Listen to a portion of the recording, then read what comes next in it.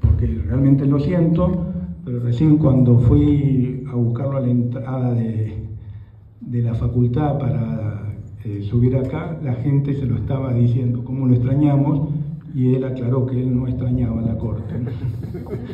Pero es algo que lo sentimos poblacionalmente.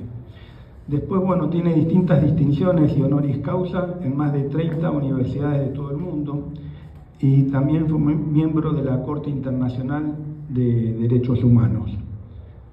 El doctor Mario Rovere, médico sanitarista, realizó la residencia en Salud Internacional, fue viceministro de Salud de la Nación en la época del gobierno de Cristina Fernández de Kirchner, cuando Goyán era el ministro, director de la Maestría de Salud Pública de la Universidad Nacional de Rosario, consultor regional de la OPS para la región andina, decano organizador de Ciencias de la Salud en la carrera de Medicina y de la Universidad de La Matanza, y actualmente director de la Escuela de Gobierno de Salud Floreal Ferrada del Ministerio de Salud de la Provincia de Buenos Aires. Bueno, el tema de lógicas culturales de dominación en la sociedad y en la salud. Nos costó encontrar el título de este encuentro. A Enrique Dussel una vez le preguntaron por qué el pobre sigue siendo pobre. Tardó un poco en responder y dijo, porque no lo han liberado todavía. Bueno, uno en función de eso empieza a pensar, ¿liberado de quién? Y se da cuenta que existe una construcción cultural.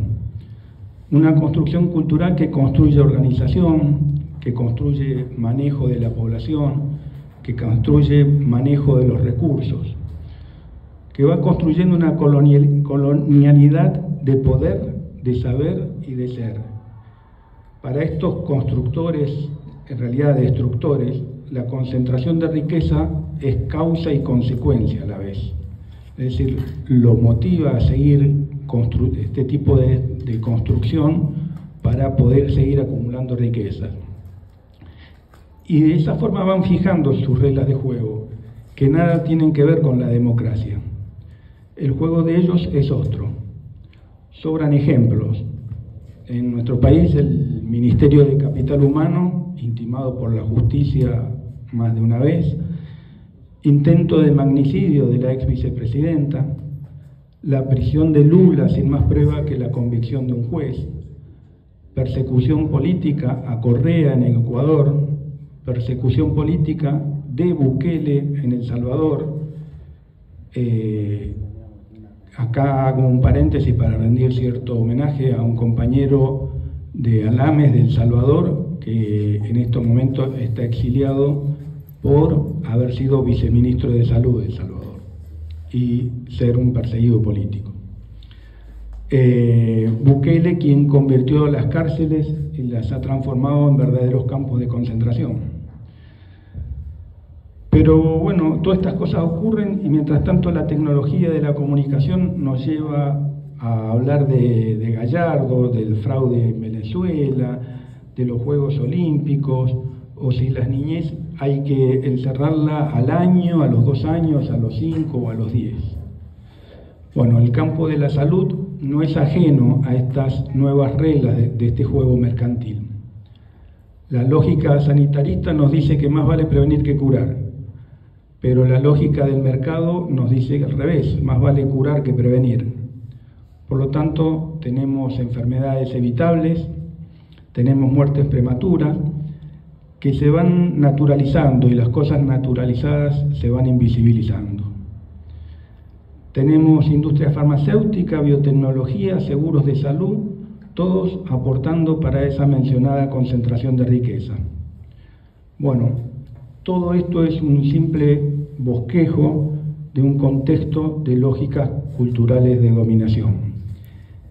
Ahora paso la palabra, luego de esto, al doctor Mario Rovere para que nos haga el recuento en el campo de la salud y que se amplíe hacia donde él quiere como corresponde. Bueno, muy buenas tardes a todos, a todas, a todes, quienes están aquí en la sala, quienes están del otro lado conectándonos, con algunos compañeros incluso que llego a ver, así que aprovecho porque lo estoy viendo a Eduardo de León, así que lo saludo desde aquí, desde Bolivia. Está presente compañeros con quienes hemos recorrido, digamos, varios momentos claves de esta historia permanente de liberación, de revolución y contrarrevolución en el territorio latinoamericano. Yo creo, primero quiero comentar que es que es una tarea dificultosa la que de alguna manera sentí en este encargo, porque me llevó a dos dimensiones, digamos. Una dimensión que podríamos llamarla societal, digamos, y otra dimensión que me llevó un poco al tema de la relación entre los países, ¿no? Es decir, un poco una dimensión internacional y una dimensión doméstica, por llamarlo de alguna manera. Y de alguna forma también las concepciones con las que nosotros trabajamos la salud, que de alguna manera no se deja atrapar, digamos, en algo así como una profesión o algo así como un sector del Estado, sino también como una perspectiva que mira, digamos, a la sociedad en una forma mucho más transversal, es decir, en cierta manera entramada, incrustada, digamos, dentro de las relaciones sociales. Y ahí me pareció entonces que si uno quiere tomar carrera y tratar de poner algunos puntos que iluminen, digamos, de alguna forma estas relaciones, se me ocurrió, digamos, apelar inicialmente a una situación histórica que tiene que ver, curiosamente, con las invasiones inglesas. Hay un texto de Picabea que a mí me llamó la atención por un aspecto totalmente puntual, digamos. Se trata en este caso de Carlos Ghezzi. Carlos Ghezzi es un médico italiano que está casualmente en ese momento en la Argentina, o lo que todavía no era la Argentina, y que justamente por ser italiano empieza a ser sospechado de ser un espía, digamos, ¿no? Pero en realidad Carlos Ghezzi no era un espía. Carlos Ghezzi era un médico esclavista, digamos. Y a mí esa categoría me pareció muy pertinente para empezar a conversar el día de hoy, digamos, porque la categoría médico esclavista me disparó, digamos, una serie de reflexiones, y sobre todo más cuando Ghezzi había sido un médico esclavista en África, es decir, había sido contratado en África y había tenido unas ganancias de tal magnitud que consideró que ya era hora de dejar la medicina, como muchos de nosotros pensamos que siempre es una buena idea, y poner una empresita, digamos, o sea, poner una empresa, obviamente, de qué sabía Ghezzi, era sobre esclavismo. ¿Y cuál era el puerto ideal, la ciudad ideal, digamos, para comerciar esclavos? Buenos Aires, digamos. Entonces eligió venirse a Buenos Aires para empezar a hacer sociedad con quien en ese momento era el principal comerciante de esclavos, digamos, de la ciudad de Buenos Aires, que siempre se dice que era una ciudad comercial, pero nunca se dice qué comerciaba. Y resulta que este hombre, digamos, tenía por apellido Martínez de Oz, digamos, una cosa bastante curiosa, o sea que para 1807, digamos, Martínez de Oz era un apellido vinculado al esclavismo, digamos. No es directamente un antecesor porque no tuvo hijos, digamos, pero era Martínez de Oz, ¿no? Entonces, la categoría médico-esclavista fue una categoría que rescatamos específicamente para tratar de entender un poco esta primera dimensión, que es cómo se va organizando las relaciones laborales, digamos, en el mundo moderno, y hasta qué punto nosotros, digamos, tenemos algo así como una visión de progreso, según la cual la esclavitud es algo que ya pasó, es algo que sucedió, digamos, ¿no? Y cuando uno empieza a trabajar alrededor del tema de la esclavitud y la forma como Inglaterra trabaja la esclavitud y la forma como la esclavitud es superada en Inglaterra, digamos así, tierra adentro, pero no en el comercio internacional, va descubriendo de alguna forma las tensiones del abolicionismo, pero también al mismo tiempo las formas como las condiciones bajo las cuales se otorgaba la libertad eran formas que casi obligaban a transformarse en obrero. Y esta secuencia, digamos, me resulta interesante, digamos, para ver cómo se refinan los aparatos de captura, pero preguntándonos hasta qué punto cambia la esencia, digamos, en las relaciones laborales, digamos, en los contextos donde recordamos todavía, digamos, niños atados a los telares, digamos, situaciones de trabajo infantil, de abuso, digamos, incluso muchas formas de obtener la esclavitud, que no solamente era a través de la captura, sino a través de las deudas y a través de determinados mecanismos, digamos, que fueron entramando las relaciones sociales.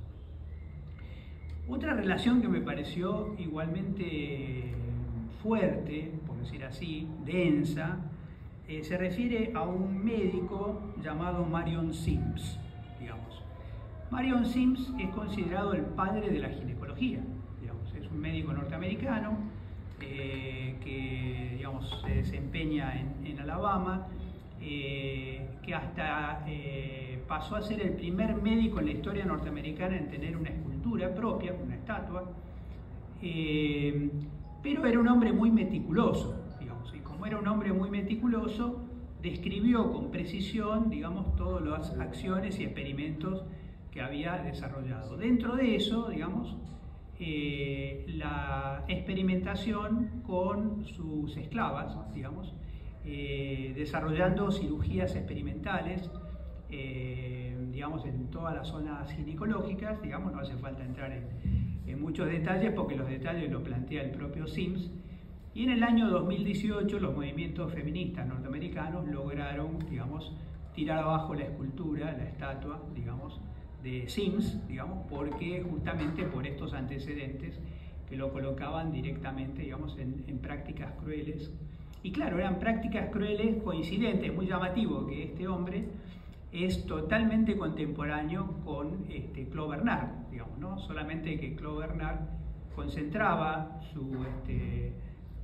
su experimentación en animales, digamos, ¿no? con algunas resonancias interesantes. Entre otras cosas, Claude Bernard se divorcia porque la mujer de Claude Bernard era presidenta de la Sociedad Protectora de Animales, digamos, siendo que Claude Bernard hacía esos experimentos en territorio francés, digamos, y Sims en territorio norteamericano.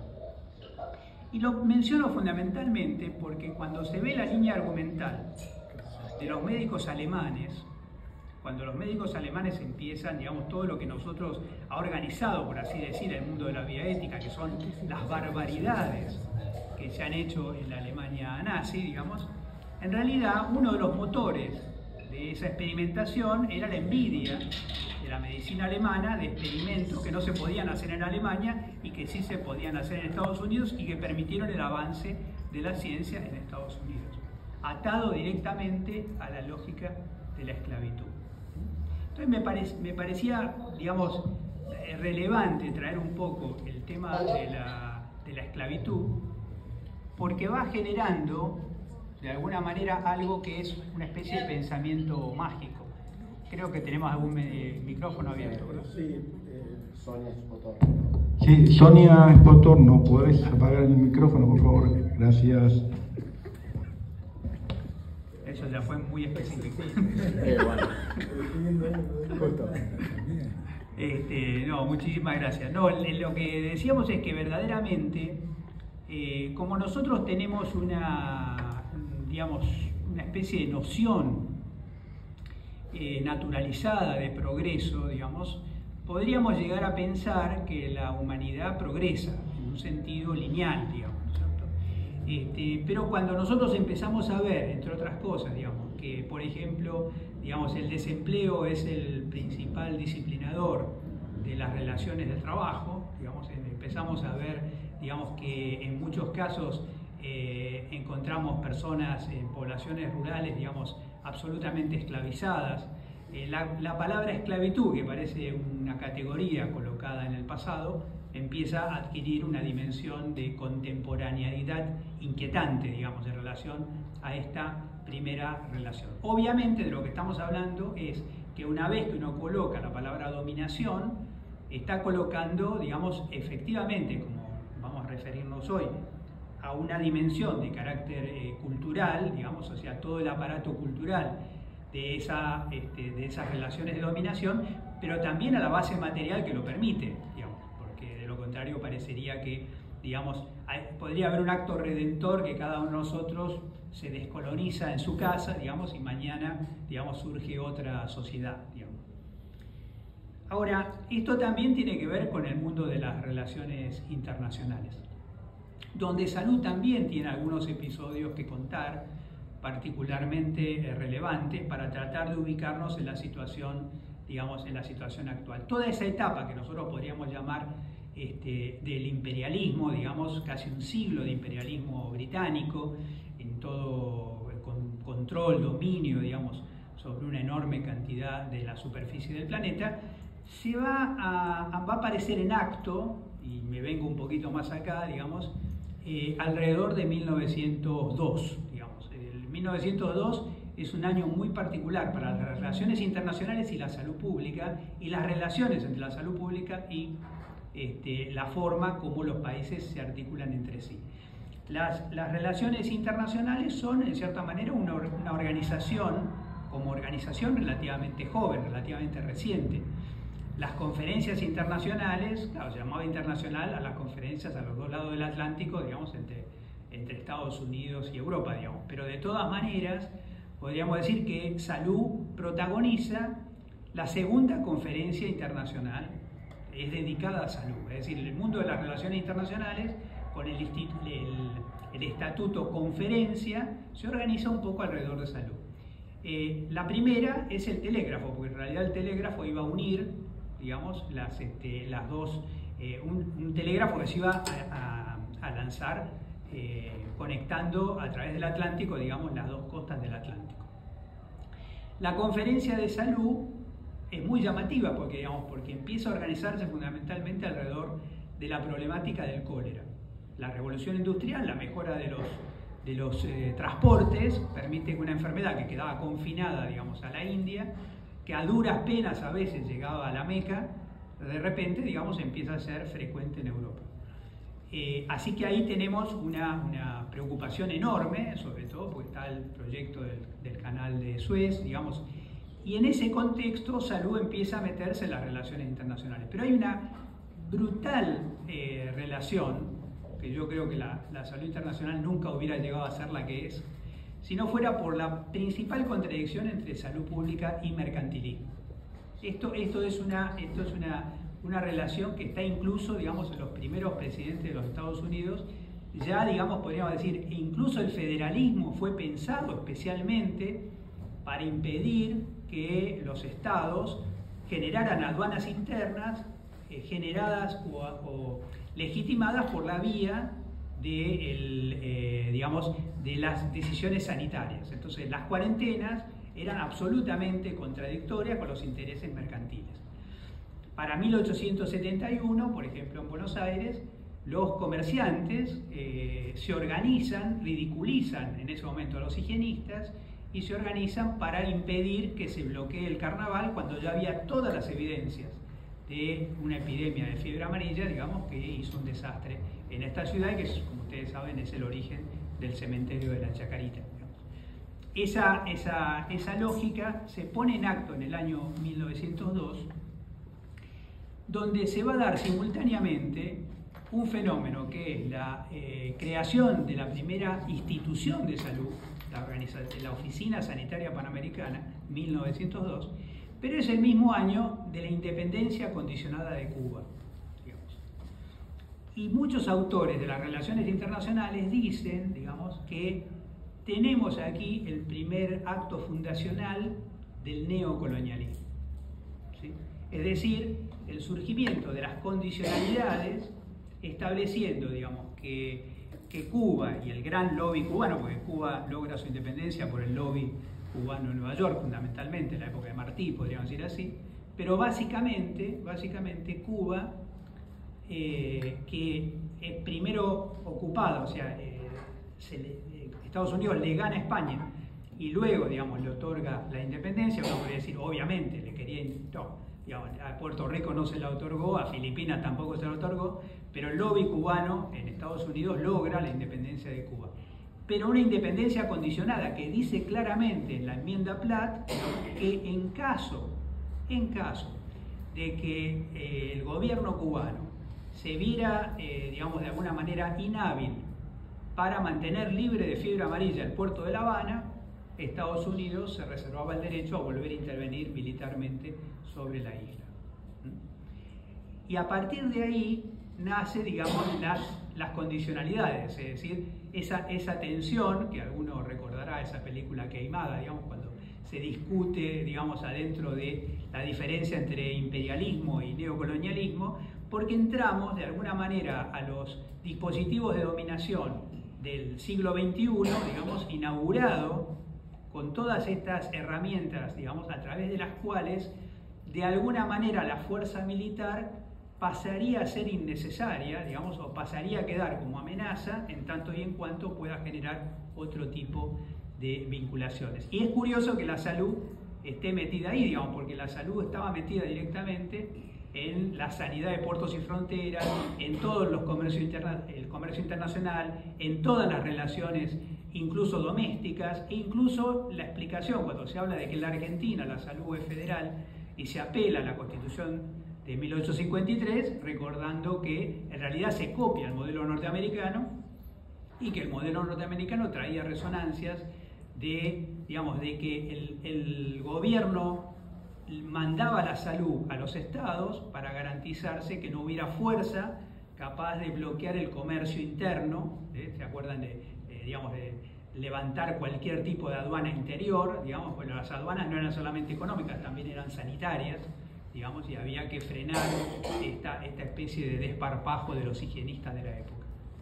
Entonces, en ese marco, a mí me parece que nosotros tenemos antecedentes muy interesantes donde salud se va entremezclando, digamos, y podríamos decir, apelamos a la idea de, digamos, médico esclavista cuando después empezamos a plantear, y un médico de empresa, digamos, y un médico, digamos, laboral que trabaja, digamos, a sueldo de la empresa, será muy diferente de un médico esclavista, digamos. Bueno, y en las relaciones internacionales hemos superado la marca que de alguna manera define, digamos, esta organización que nace, digamos, en las Américas, y que cuando llega la Segunda Guerra Mundial, digamos, empieza a generarse una nueva organización a partir de la lógica de la OMS, donde uno lo que percibe rápidamente es que los Estados Unidos bloquean inmediatamente cualquier posibilidad de tener un organismo latinoamericano de salud, digamos, diciendo, digamos, para las Américas estamos nosotros, digamos. Ya hay una organización que tiene tiempo de sobra, no hace falta ninguna otra, aquí estamos nosotros. Yo me disculpo por, digamos, haber ido tan atrás, digamos, pero me parece que con cierta mirada genealógica empezamos a descubrir de alguna forma marcas, digamos, que no son superadas del todo a lo largo del tiempo. Y agrego quizá algo que me parece interesante, digamos, agregar a este juego, que es el tema de el impacto en la Segunda Guerra Mundial, no solamente del surgimiento de la OMS, sino también de la masificación del constructo psicología de guerra, digamos.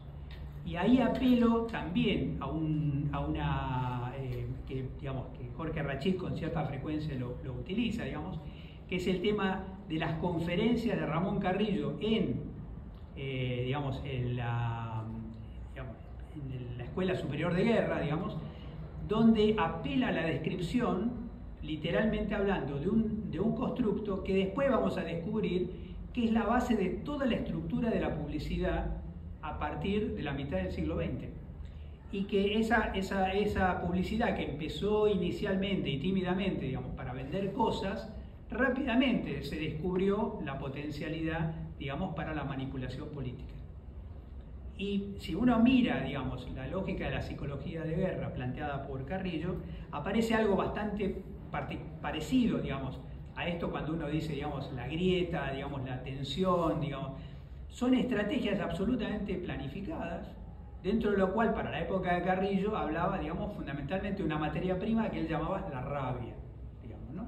Es decir, la expresión, digamos, la expresión del sentimiento más agresivo que el ser humano pudiera plantear, digamos, y además describe claramente que una vez que se instala la psicología de guerra, el posicionamiento de las personas va a destruir las sociedades y va a destruir incluso las relaciones familiares, digamos, hasta el punto de conflictos, digamos, dramáticos, destruyendo estructuras familiares, nada más que por el posicionamiento imprescindible, digamos, dividiendo el mundo en una raya que pone de un lado o del otro. Y ahí me parece a mí que aparece una frase de James Petras, que a mí me gusta particularmente, quizá por una cuestión etaria, digamos así, que Petras dice, digamos, la dependencia se profundizó tanto que alcanzó incluso a quienes reflexionaban sobre ella. Es decir, que cuando uno, y hace muy poquitito, conversando con Nicolás, digamos, justamente descubrimos un libro, que era un libro que habla, digamos, de la teoría de la dependencia hoy, digamos, y el problema fundamental es pensar qué pasó con toda esa generación pensando teoría de la dependencia, digamos, en la década de los 60 y los 70, digamos, cuando en realidad la dependencia se profundizó mucho más que en ese momento y en consecuencia nos saca de la lógica, digamos, de que podríamos llamar de progreso, digamos, ¿no es cierto? Salvo que uno piense progreso para atrás, digamos. Cuando uno empieza a ver, digamos, los dispositivos de manipulación que teníamos después de la Segunda Guerra Mundial, digamos, los que se usaron en la época de Kennedy, los que se usaron en las manipulaciones de aquellos momentos, a las herramientas que tenemos hoy de manipulación, empieza a aparecer algo que me pareció a mí particularmente interesante, un artículo reciente, donde el New York Times analiza la debilidad de los instrumentos de las sanciones económicas. Lo cual es muy interesante porque muestra que, digamos, no es que hay 5 o 6 países que están bloqueados. En los últimos 20 años, Estados Unidos ha bloqueado más de 60 países y más de 160 instituciones que comerciaban con esos países. Y la autora del artículo dice, está en una curva decreciente de utilidad los bloqueos económicos, que es lo único que tenemos, digamos, entre la diplomacia y la guerra. Lo único que tenemos entre la diplomacia y la guerra. Y ahí es donde está, desde mi punto de vista, la falacia. Se han multiplicado los instrumentos que hay entre la diplomacia y la guerra, digamos, porque el lawfare claramente es un dispositivo, digamos, que está entre la diplomacia y la guerra. La manipulación mediática que estamos viendo hoy en Venezuela, digamos, claramente está entre la diplomacia y la guerra, ¿sí? Y podríamos decir, para no salir del todo del mundo de la salud, digamos, las guerras bacteriológicas están también en el mundo, digamos, entre la diplomacia y la guerra. Y si uno piensa, digamos, y ya me vengo prácticamente para acá y voy redondeando, si uno piensa específicamente en el mundo de la pandemia, por supuesto que hay quienes habiliten, pongan sobre la mesa, digamos, cierto dispositivo de carácter, podríamos decir así, porque estamos en salud, digamos, de carácter paranoico, digamos, vinculado al tema de cómo es que surgió este virus, digamos, justamente en la única ciudad que tenía un laboratorio de virología, digamos, en todo China, y que además tenía un convenio, digamos, de financiamiento de la investigación con fondos de Estados Unidos. Bueno, si uno quiere dejar de lado esa situación, de todas maneras, si uno mira para atrás, digamos, todas las grandes epidemias y todas las grandes pandemias salieron, digamos, con tumultos, estructuras, digamos, desórdenes, complejidades que se pueden ver en la historia argentina en la epidemia después de 1871, se puede ver, digamos, después de la epidemia de cólera en Perú, se puede ver, es decir, todas estas desórdenes, desorganizaciones que traen las epidemias y las pandemias, digamos, producen un impacto político concreto. No es casual, digamos, que estemos en el punto más cercano a una tercera guerra mundial, digamos, después de la pandemia. Y no es casual porque ha habido cambios demográficos, digamos, Rusia concretamente ha sido uno de los países con mayor mortalidad, digamos, a pesar de la vacuna Sputnik, se mueve geopolíticamente, digamos, y cuando se mueve geopolíticamente algo, todos los actores están jugando, hay mesa de arena en todos los países, sobre todo los países del G7, digamos, evidentemente lo que está pasando en Israel, digamos, y en la Franja de Gaza también es un episodio post-pandémico. Y lo más importante, donde sí claramente nosotros podemos poner sobre la mesa, digamos, estructuras de dominación, fue claramente en la distribución de las vacunas. Es decir, que si uno tiene dudas sobre la manipulación, digamos, en época de pandemia, con la enfermedad misma, no hay ninguna duda de la utilización, cuando podemos recordar hoy, digamos, países como Canadá, que compró vacunas, digamos, por un número superior a 3 veces el total de su población, digamos, abarrotando de vacunas en ese momento, digamos, que no llegaban nunca a lo que podrían ser los países del tercer mundo, digamos. Entonces, en esa construcción me parece que se instalan estos fenómenos anómalos, dentro del cual, desde mi punto de vista, se incluye la emergencia de una internacional de ultraderecha, y que esa internacional de ultraderecha está haciendo una lectura post-pandémica muy concreta, está usando además la pandemia como un motor de aglutinamiento, y nos coloca en este nuevo contexto de dominación donde entre la diplomacia y la guerra han surgido infinidad de aparatos que de alguna manera podrían representar guerras blandas, digamos, golpes de estado blandos o todo lo blando que a ustedes se le ocurran, que es bastante duro, digamos, pero que va llevando de alguna manera esta lógica. Finalmente, respecto a la lógica de descolonización, quería simplemente posicionar dentro del juego de los fantásticos autores que nos están haciendo reflexionar sobre la importancia de esta dimensión cultural, pero yo no quería separarlo de la base material que va llevando a esa cultura de la dominación, que supondría también la capacidad, digamos, de un poco lo que planteaba Nietzsche cuando planteaba el concepto de hegemonía, ¿no? Decía, hegemonía, imposibilidad de hierro. Una vez que la hegemonía marca imposibilidad de hierro, el que construye la hegemonía es el hegemonizado. Es decir, la convicción de la imposibilidad, digamos, de romper la hegemonía, construye la hegemonía. Entonces, en ese marco, una batalla cultural evidentemente es importante, pero desde mi punto de vista, mirando varios autores de la descolonización, muchos de ellos apelan a trabajos individuales de descolonización.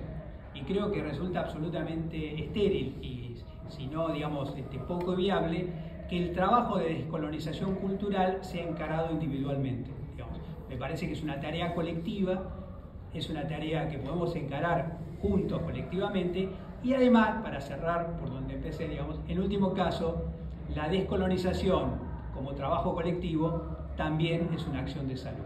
Muchas gracias. Bueno, estaba escuchando atentamente lo que hablaba el colega y realmente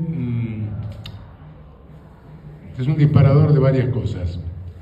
Primero, la idea de progreso y de progreso continuo.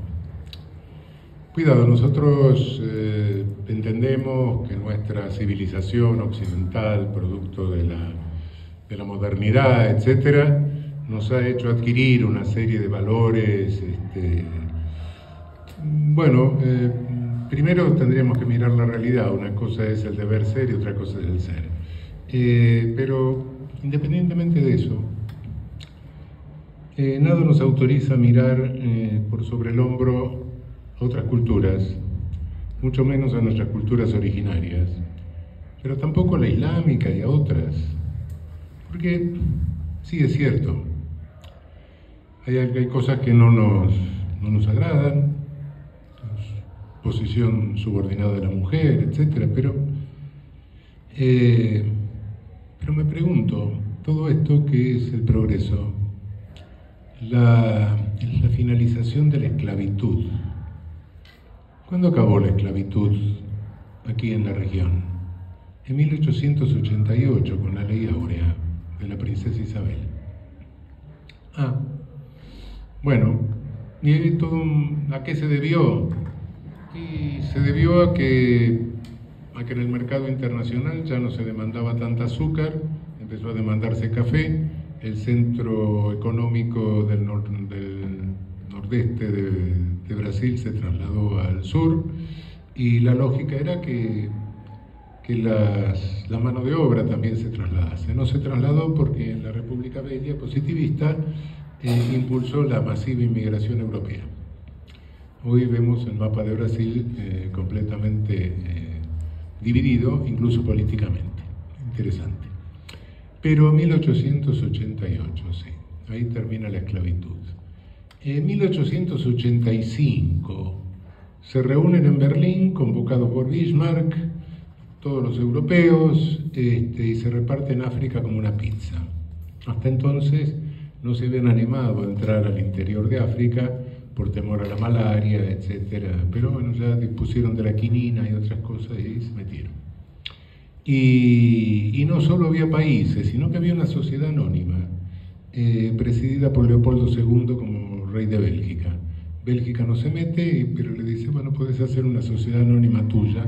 Entonces participa como presidente de una sociedad anónima que hace después las cosas que sabemos del Congo, que costaron no sabemos cuántos millones de muertos.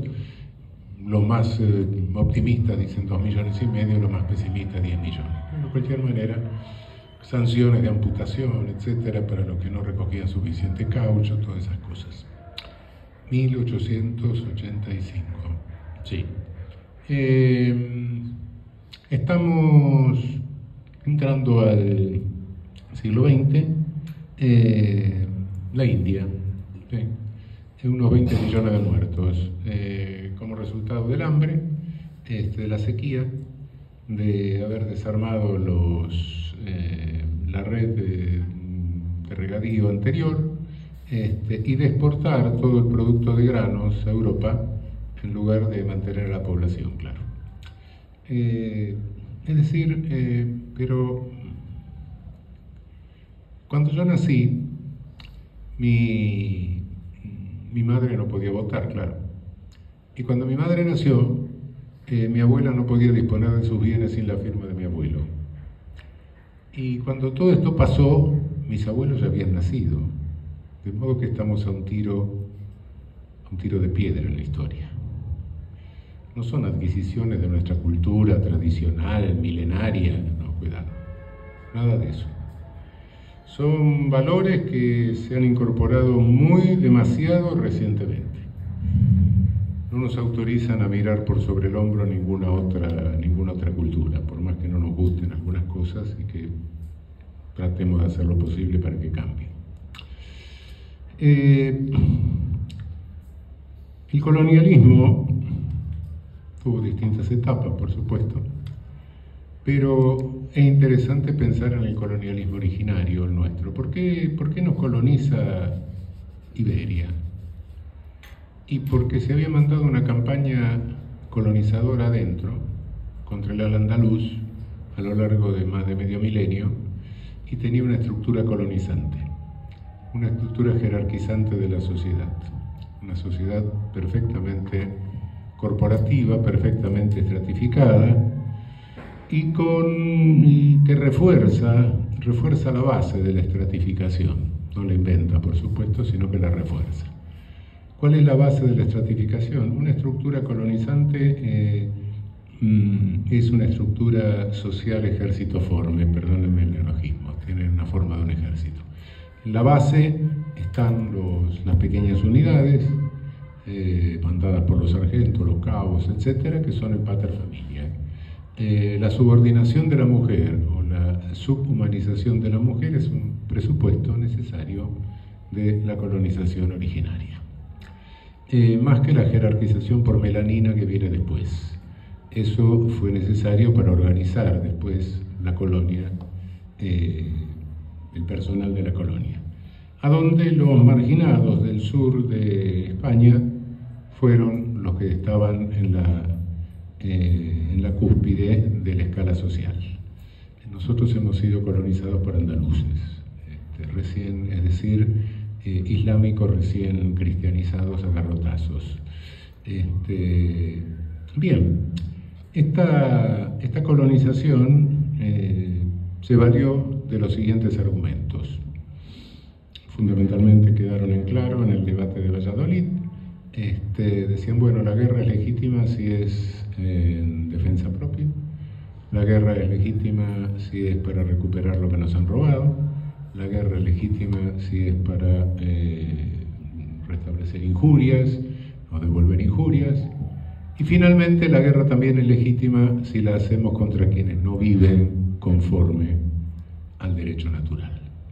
Derecho natural, la propia cultura, por supuesto. En ese momento hay un discurso contrario a esto, es el discurso de resistencia a esto, que dice, no, un momento, cada uno tiene derecho a tener su cultura, lo que se le robó a los indios hay que devolverlo, hay que devolverle incluso sus templos, hay que respetarle incluso su religión. Fue la posición de Fray Bartolomé de las Casas, el primero que ha pensado en una dignidad universal para cada ser humano por el hecho de ser un ser humano. Es decir, esa es la idea de derechos humanos, se remonta a aquel momento. Fray Bartolomé en su testamento dijo que España iba a pagar todas las herejías que había cometido, y bueno, lamentablemente a lo largo de la historia vemos que las pagó, sí, con creces.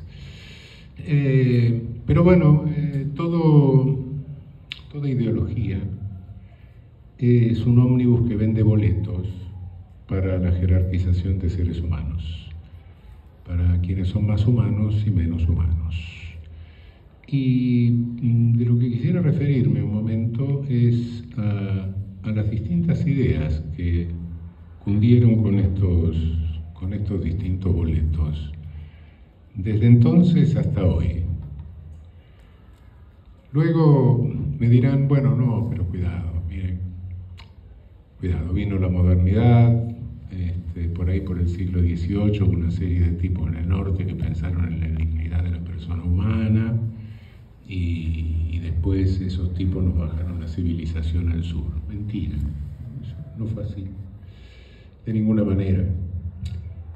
Con el oro, la plata, medios de pago, de materias primas que nos robaron, y a costa de la muerte de varias decenas de millones de personas, fundamentalmente no solo por la explotación, sino por contaminación. Los europeos convivían con animales domésticos que acá no se conocían, lo cual le transmitía enfermedades, y por ende tenían anticuerpos que nuestra población originaria no tenía. Y después trajeron los 20 millones de esclavos africanos esclavizados que trajeron la fiebre amarilla, y bueno, de eso saben ustedes más que yo, pero todo eso casi extingue a la población originaria de nuestra América. Bien, pero nos roban todo eso a través de Potosí, México, Ouro Preto, etc. Y esa propia estructura jerarquizada de la sociedad ibérica le impide adaptarse, le impide tener una clase de industriales, de comerciantes, de banqueros. Habían expulsado a los judíos, habían expulsado a los islámicos, y bueno, los hidalgos españoles naturalmente necesitaban productos elaborados, y esos productos elaborados se los vendían del centro y norte de Europa, donde se formaron las burguesías. Esas burguesías entraron en lucha con las noblezas en el centro norte de Europa, y la ideología de ellos naturalmente fue la ideología iluminista liberal. Claro. Nunca se ocuparon de los esclavizados, ni se ocuparon mucho tampoco de los colonizados, para nada. Hay alguna mención muy aislada, pero era la libertad y la dignidad para nosotros. En definitiva, ahí se produce el origen del capitalismo. Entra en crisis el imperio ibérico, y surge más o menos lo que se puede llamar el neocolonialismo. Es decir, Europa se dedica a hacer los mismos genocidios por África, por el 85, tardíamente. Antes los hizo con China, con la India y con Oceanía. Y nosotros, bueno, nosotros después de que nos liberamos de los libertadores, a uno lo mataron, Sucre, Monteagudo, bueno, a Bolívar no lo mataron porque lo mató un rato antes la tuberculosis, San Martín prudentemente se fue a Francia, pero después de eso nuestras oligarquías entraron en combinación con los intereses de la nueva potencia imperialista, o colonialista mejor dicho, y bueno, tuvimos desde el patriciado peruano, la República Bella brasileña, desde la oligarquía vacuna nuestra hasta la dictadura porfirista de México, o los varones del estaño de Bolivia, etc. Esta dinámica ya, es decir,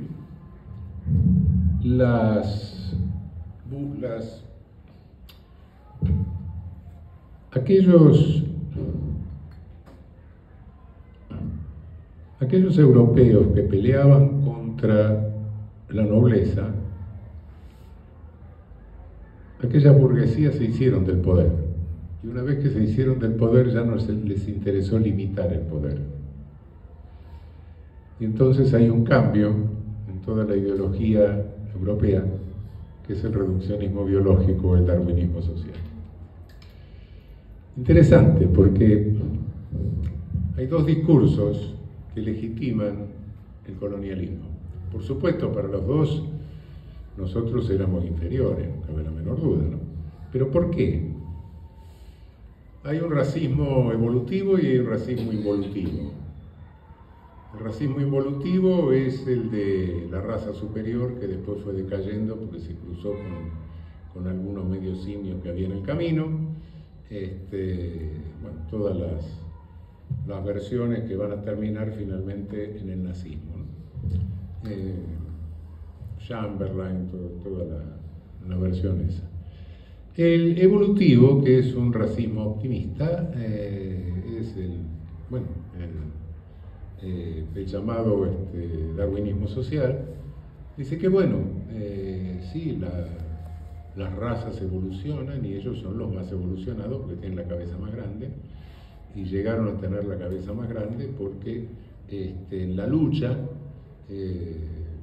desaparecieron los más débiles y entonces quedaron los más fuertes para reproducirse. Entonces no hay nada que hacerle, los más débiles tienen que desaparecer, y van a quedar siempre los más fuertes porque si no se atrasa la evolución de la raza.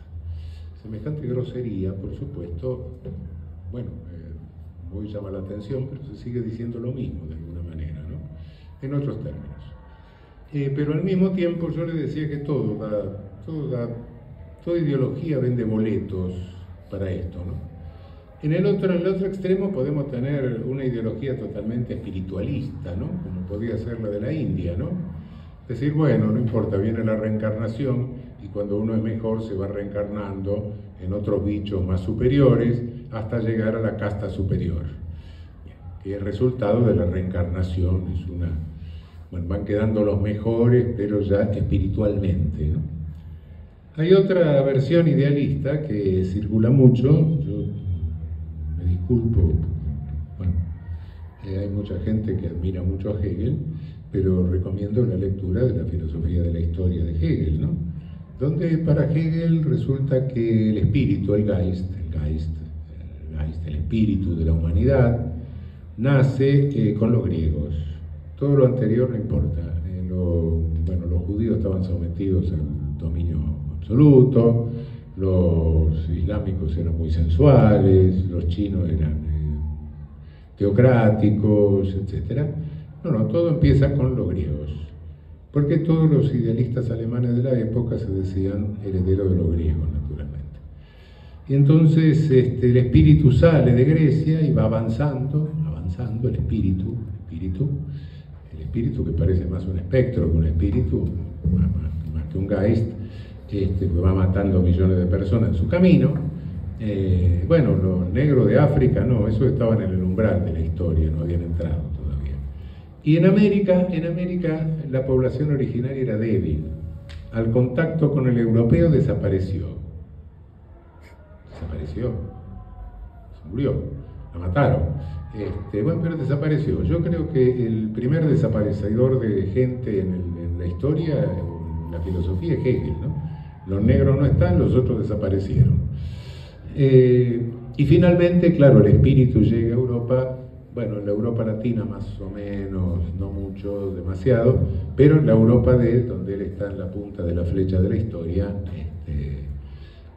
vean que por dos caminos, el camino hegeliano, idealista del Geist que va atravesando la historia, o el camino del darwinismo social, todos los que lo sostienen se sientan en la punta de la historia, ¿no? En la flecha que está en la punta de la historia, por más que es muy, muy incómodo estar sentado en la punta de una flecha.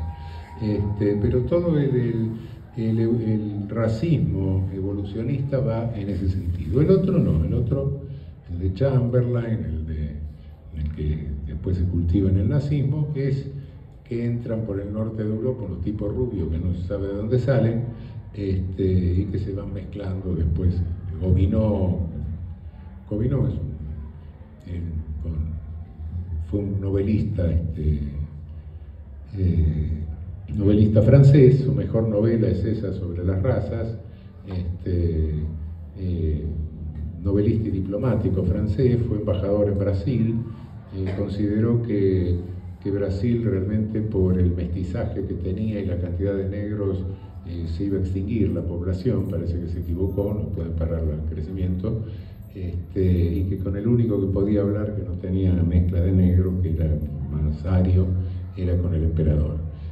Después siguió su carrera diplomática, que se frustra bruscamente cuando se escapa con la mujer de un colega. La historia del conde de Gobineau. Conde de dudosa nobleza, porque era conde menos bonapartista, no venía de... Bueno, después hay un loco, Chamberlain, que es un inglés tan germanófilo, que se va a Alemania, adopta la ciudadanía alemana, se casa con la hija de Wagner, y que escribe también 2 tomitos que son realmente donde habla de un Cristo germánico, un Cristo ario, qué sé yo, cosas rarísimas. Y después eso lo retoma de esa línea, la retoma el nazismo, naturalmente. Son las dos versiones. Por eso les digo, cuidado, de cada ideología. Puede ser espiritualista, puede ser totalmente reduccionista biológica, puede ser idealista, pero bueno, todas venden boletos para de alguna manera legitimar una estratificación social en forma tal, no de estratificación solo por clase, sino por ser más o menos humano, o por subhumanizar Cuidado que con la subhumanización de la mujer directamente se subhumanizaba el 50% directamente, y después empezaban los otros, ¿no? Nosotros en nuestra América, en el neocolonialismo, se produce una colonialidad. Todas nuestras élites adoptan la ideología positivista, es decir, el reduccionismo biológico puro. No tengo por qué contarle a ustedes las consecuencias del reduccionismo biológico puro en la medicina y todas las cosas que pasaron.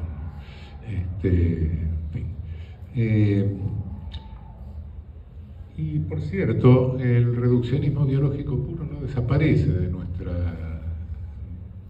países en razón de internas propias de reflexión, sino porque después de la Segunda Guerra Mundial se dice, bueno, no hables más de eso, no porque se haya dejado de pensar en términos racistas, sino por lo menos no lo digas. Aprendieron a no decirlo, eso sí. Ahora que hayan dejado de pensar en esos términos, lo dudo mucho. Tengamos en cuenta que esto fue un paradigma, esto no es una mera ideología, fue un paradigma en el sentido de Kuhn, es decir, cualquiera sea la posición que tenía alguien, pensaba siempre en el marco racista. Les digo, bueno, nuestras élites, el grupo de Porfirio Díaz, el grupo ideológico de Porfirio Díaz, justamente se llamaban los científicos. Y aquí, bueno, les recomiendo la lectura de un artículo de un socialista, José Ingenieros. En el tomo de Recuerdos de Viaje, al margen de la ciencia, hay un artículo que publica él en el diario La Nación en 1906, que se va en barco a Europa. El barco para en las islas de Cabo Verde, que era colonia portuguesa en aquel momento, y bueno, Ingeniero por primera vez ve a los negros en vivo y en directo, y escribe un artículo que se llama Las razas inferiores, que realmente, si lo lee Hitler, dice, cuidado que este es demasiado racista, y era un socialista, ¿no?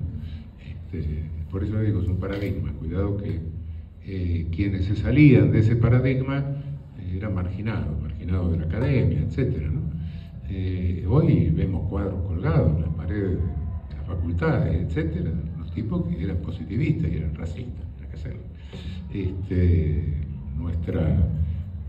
No me voy a detener en lo que es mi objeto principal de estudio, pero naturalmente todo nuestro derecho penal y toda nuestra criminología hasta mediados del siglo pasado fue directamente positivista, racista, y bueno, dado que nuestra independencia se gestó de esa manera, con libertadores que no eran racistas, que condujeron ejércitos multiétnicos, pero que después se establecieron estas repúblicas oligárquicas con constituciones liberales copiadas a Estados Unidos, no por servilismo, sino porque no había otro modelo republicano funcionando, pero con realidades cuasi feudales, no digo feudales porque el feudalismo es un fenómeno europeo, pero es decir, esto no cambió del todo lo que era la estructura jerárquica del colonialismo originario. Y eso lo vemos en nuestra América hasta el día de hoy, me refería a Brasil, pero hay otros países donde se da de otra manera, donde no podemos transportar mecánicamente la idea de lucha de clases europea a nuestra región. Y eso, bueno, desde Mariátegui y en más lo sabemos, donde la cuestión clasista se mezcla íntimamente con la cuestión racista. Todo esto realmente es... Ahora, ¿tuvo alguna vez el colonialismo algún reparo en cuanto a la vida humana? No. Si hay una negación de derechos humanos a lo largo de toda la historia, y la más terrible negación de derechos humanos es por el colonialismo. La civilizada Europa, que tenía una pax especial en el neocolonialismo, se mandó 30 años de destrucción impiedosa, de 1914 a 1945, en dos etapas, 14, 18, 39, 45. ¿Y cómo surge la positivización, el deber ser de los derechos humanos? ¿Cómo sale? Sale porque a uno de los contendientes se le ocurrió hacer exactamente lo mismo que el colonialismo había hecho en otros lados, pero en Europa.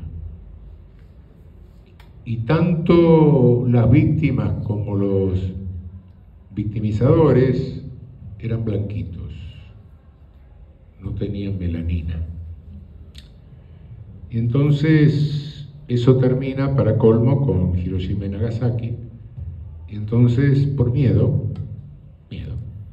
nunca fue la reflexión que hizo avanzar nada, fue el miedo, se le ocurre en 1948 la Declaración Universal. Pero la Declaración Universal en Derecho Internacional es una declaración Y las declaraciones en derecho internacional tienen el valor de manifestaciones de buena voluntad, nada más.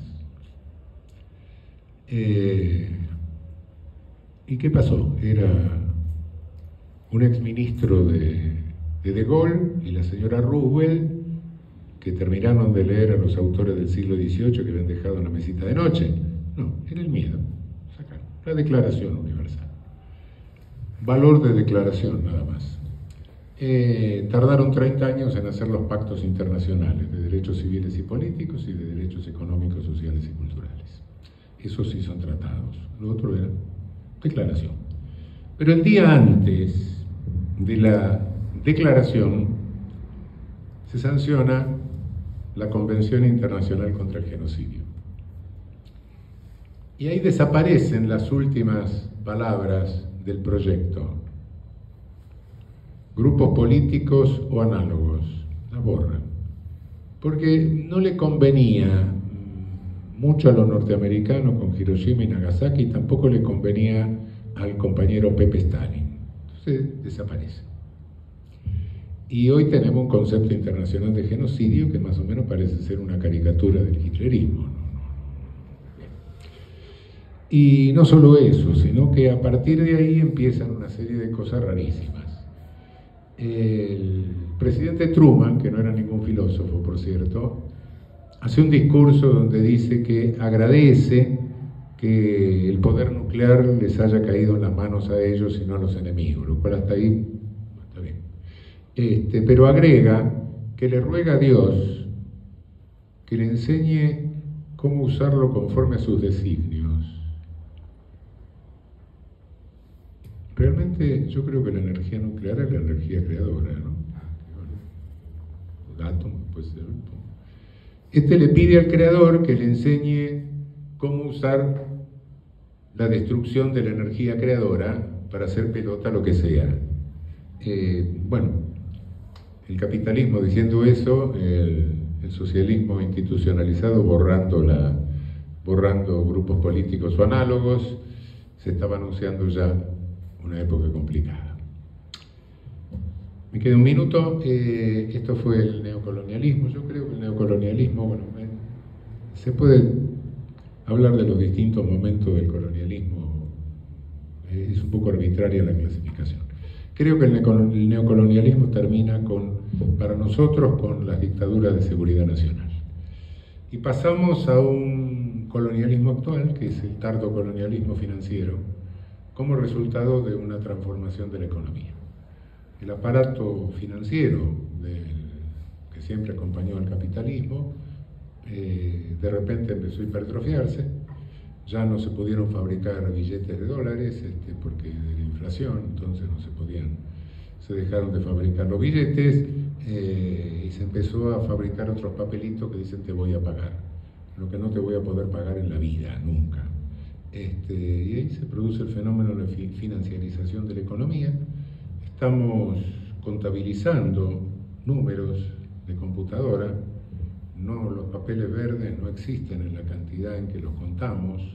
Si fuéramos todos nosotros los bancos a retirar en todo el mundo el dinero, quebrarían todos los bancos del mundo, porque tienen un 7%, 8% de esos papelitos verdes, el resto son números. Que vuelven y se vuelven a prestar, así, y Estados Unidos tiene una deuda que se está aproximando a los 2 PBI. Es decir, lo mismo que se robó Cristina acá, ¿no? Así más o menos, bueno, es una deuda de una magnitud tal, porque es la economía norteamericana, que naturalmente no la va a pagar nunca. De modo que, ¿qué va a pasar en el mundo en el futuro? Bueno, no me lo pregunten a mí, si yo lo supiera sería secretario general de Naciones Unidas. Quería aclarar una cosa, mira,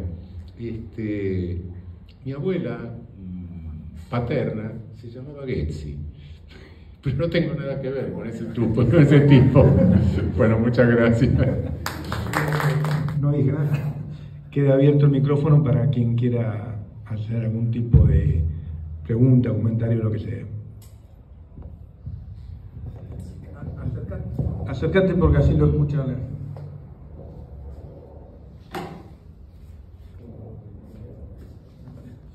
Solo por molestar. la vida se ha prolongado. Cuando Mao hace su famosa Tour de Force, su revolución, los chinos eran 500 millones, la vida se ha triplicado y la expectativa de vida de los chinos es mayor que la de los argentinos hoy día. Rusia, después de que entra en guerra, con las sanciones económicas, mejora su economía.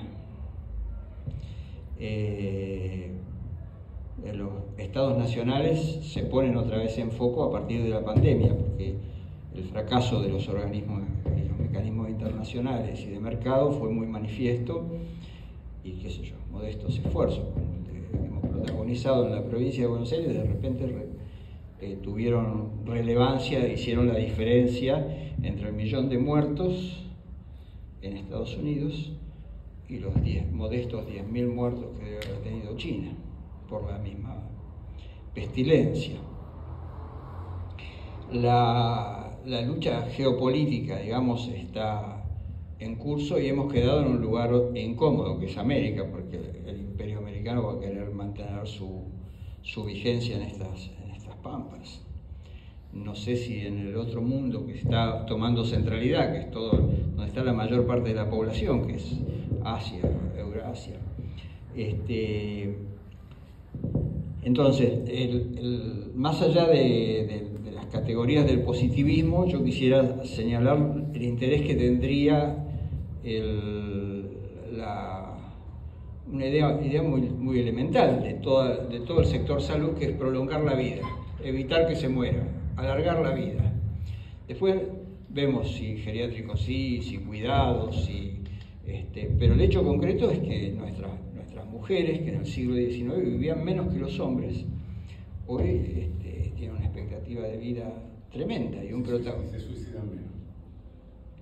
El tema del suicidio es un analizador muy interesante. Tenemos una epidemia de suicidio adolescente. Entonces, cuando uno le pone, nosotros tenemos un microscopio con distintos aumentos, el microscopio con más aumento a los fenómenos sociales que estamos viviendo, yo creo que lo que seguimos viendo es que lo fundamental es la percepción de los fenómenos, lo de Berkeley, el percipi.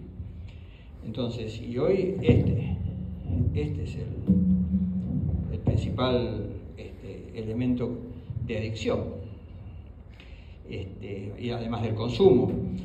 Pero el tema es, en mi opinión, hay elementos muy valiosos de los dos oradores, pero la pregunta urgente para mí es cómo hacer política y cómo encontrar cosas positivas para hacer política.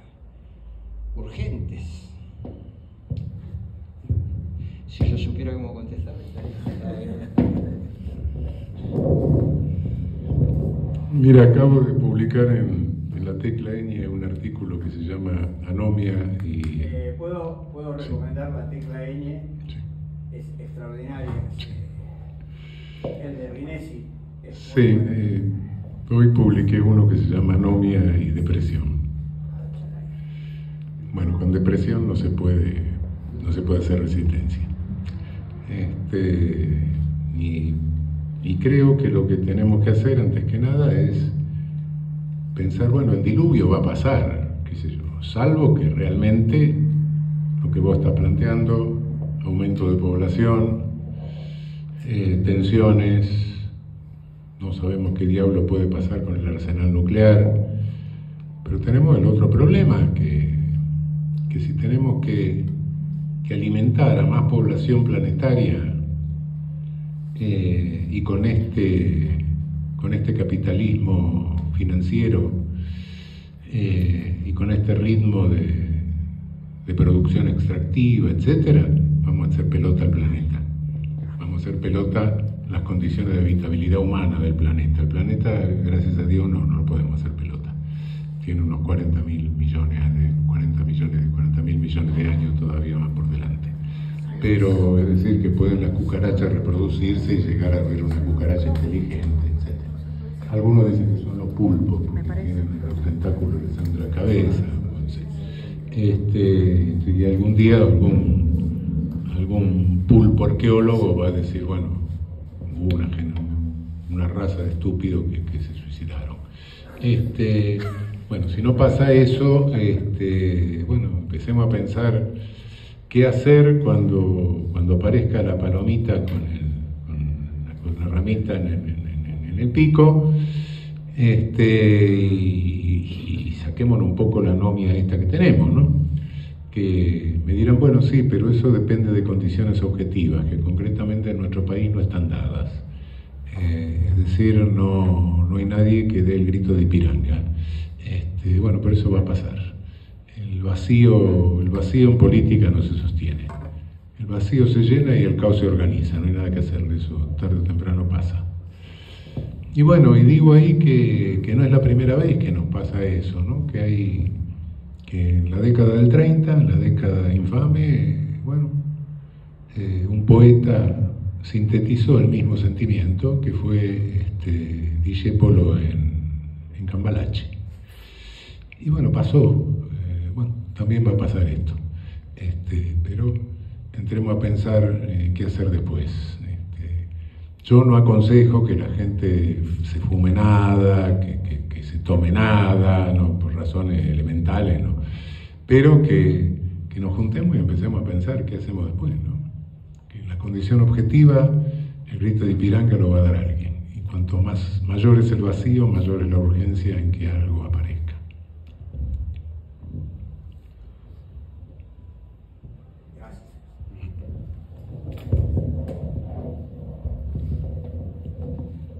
No, algunas reflexiones hasta que se estimule las otras intervenciones, pero muy puntual. Una es, primero el tema, recordar, digamos, la frase que Lagarde nunca dijo, dice ella que nunca dijo, pero todo el mundo dice que lo dijo. El problema principal de la economía en el mundo es que la gente vive demasiado. Y lo dijo antes de la pandemia. Y cuando uno ve la forma como algunos países europeos y Estados Unidos manejó la pandemia, puede deducirse que también fue una política de población. Sobre todo, digamos, lo que pasó en las residencias, que ellos llaman residencias a los geriátricos en Italia, en España, en Francia.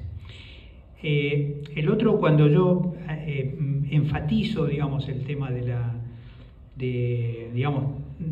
lo originario de los organismos internacionales de salud, podría deducirse que no estoy defendiendo el multilateralismo. Y a mí me parece muy importante señalar, digamos, que durante la pandemia los países del G7 debilitaron intencionadamente a la OMS en su rol, digamos, de gobernanza de la pandemia. Me parece que es importante tenerlo presente porque, digamos, hoy se está debilitando la preparación para una eventual nueva pandemia, y todos los expertos lo que dicen es que va a haber una pandemia nueva, no hay ninguna duda. Lo único que se duda es cuándo, pero digamos, sobre qué va a haber, va a haber. Y la Argentina votó en contra, digamos, de ser parte de la preparación para una próxima pandemia, en el único posicionamiento en contra de organismos internacionales cuando estaba sobrealineado con el Fondo Monetario, con el Banco Mundial. Lo otro que me parece que en relación al tema de la posibilidad de una tercera guerra mundial, digamos, ¿no? Muy llamativo, digamos, el rol de Estados Unidos como gendarme autoadjudicado, como el que maneja, digamos, el futuro del planeta, porque en este contexto electoral Donald Trump dice: el único que puede evitar una tercera guerra mundial soy yo. Es decir, no importa si es verdadero o falso, sino por qué se habilitó para decir eso. Y lo interesante, contrario a eso, es que Biden, cuando le dicen, digamos, usted tiene que hacerse un estudio cognitivo, digamos, para ver si está en condiciones, dice: ¿cómo no voy a estar en condiciones si yo estoy regulando el mundo, ¿no? I'm ruling the world. Entonces, digamos, hay algo en ese contexto donde el juego demócrata-republicano, digamos, está jugándose en el tablero mundial. Y definitivamente, sin demócratas no se explica Ucrania, no se explica lo que está pasando en Gaza.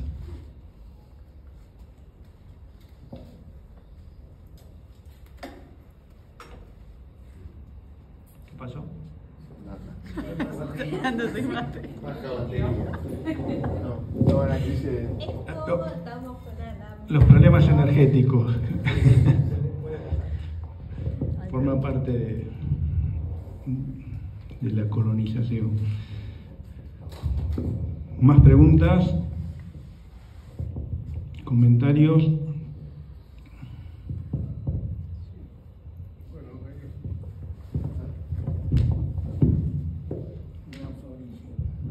Sí, da la impresión de que hay otro contagio que está habiendo cada vez con más frecuencia, sobre todo en la frontera sur de Estados Unidos, que tenemos todo lo que queda abajo de Estados Unidos.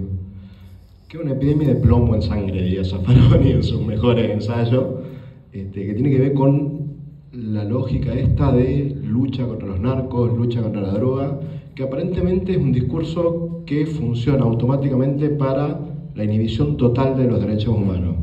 De alguna manera, cuando se habla de la lucha contra las drogas, que entiendo que esto viene de unas cuantas décadas para atrás, inmediatamente se suprime cualquier tipo de derecho de garantías constitucionales o de derechos humanos hacia la población, y lo que se ve también desde lo más epidemiológico, entiendo yo, es un fenómeno de contagio hacia todo esto, en donde se legitima la violencia, y entiendo que la violencia no es algo, una enfermedad crónica no transmisible, sino más bien una enfermedad transmisible por vectores. Yo creo que me parece que hay un punto de contacto dentro de todo esto, en donde quizás uno pueda ver hacia Latinoamérica sobre todo algún tipo de laxitud que permite o exacerba el contagio de esa epidemia dentro de Latinoamérica, y entiendo yo de que la salud quizás arbitrariamente se desentiende de esta patología. Cuando digo exceso de plomo en sangre, creo que queda claro de que estamos hablando de un exceso de balas que están entrando a nuestras poblaciones más marginales. Nosotros no encontramos una segregación por color, por religión, quizás un poco, pero no tan notoria, por credo, por creencia política o afiliación política, pero sí lo encontramos en términos de marginalidad poblacional. ¿No creen o no piensan de que es hora de que la teoría epidemiológica aborde el tema de la violencia y la mortalidad por razón violenta, quizás junto o acompañando al trabajo que vienen haciendo los compañeros desde la justicia o la justicia tiene un carácter muy autocrítico en todo esto? ¿No les parece que la medicina o la salud no se ha tomado tiempo de hacerse cargo, de correrse de una realidad que se lleva mucho más muertos que las enfermedades infectocontagiosas? Yo creo que eso por ahí Raúl lo tiene mejor a las estadísticas, pero entre criminalidad violenta y accidentes de tránsito hay muchísimo más muertos de lo que deja cualquier otra enfermedad. ¿No será que nos estamos desentendiendo un poco de nuestros principales focos de mortalidad? Qué sé yo, es una pregunta que me parece a mí que es interesante contestarla en un momento en donde se puede este diálogo tan bueno entre la medicina social y los derechos humanos encarnados en este caso en Raúl, ¿no?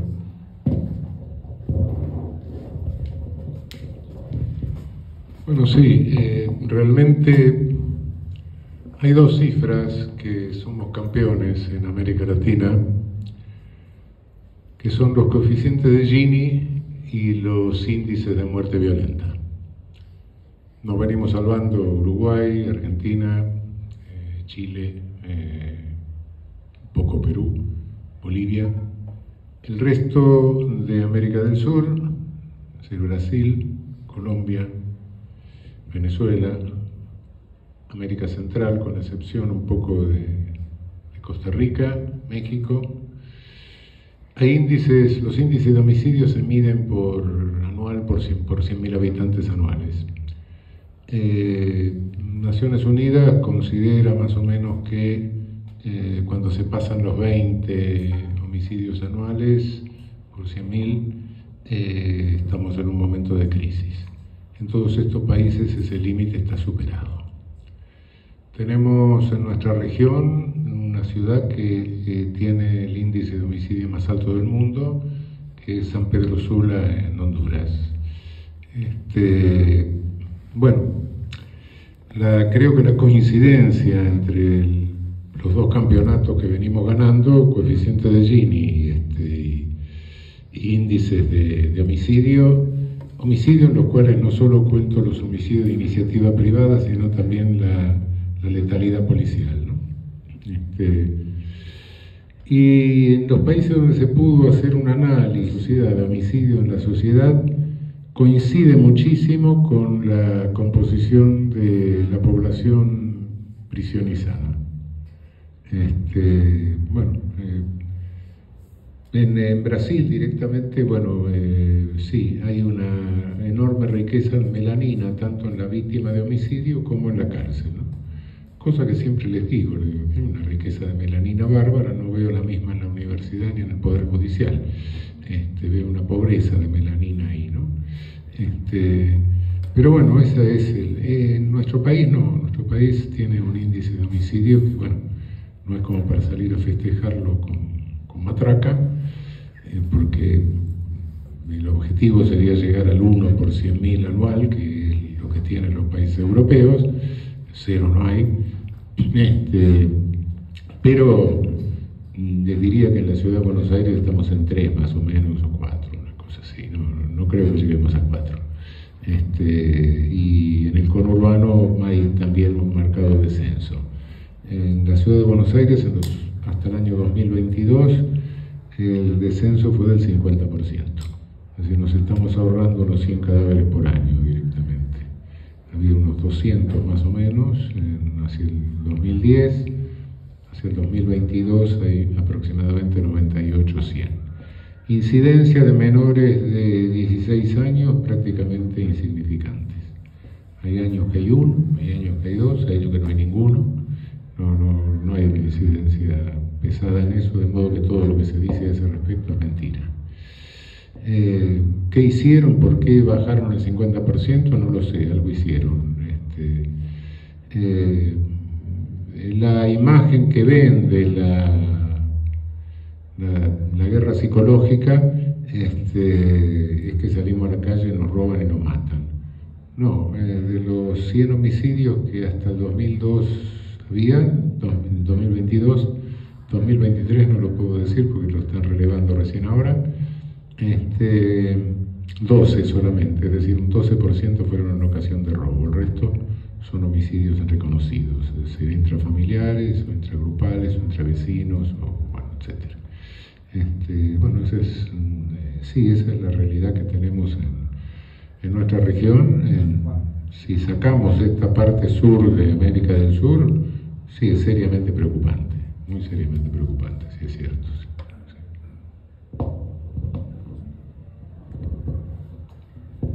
Solo a lo mejor lo mismo que iba a plantear Giglio, digamos, la medicina social tiende a buscar justamente, digamos, objetos y preocupaciones que no suelen ocurrir en la epidemiología clásica, digamos. Así que, digamos, de hecho, el trabajo de Saúl Franco sobre epidemiología de la violencia, digamos, tiene un texto, su tesis de doctorado, y que tuvo la oportunidad también de, bueno, no por casualidad, digamos, es colombiano, digamos, vivió la violencia en carne propia, pero luego tuvo la oportunidad también de asesorar, digamos, a distintos gobiernos en Colombia y fuera de Colombia, en El Salvador, digamos, en la etapa anterior a Bukele, sobre el tema de epidemiología de la violencia.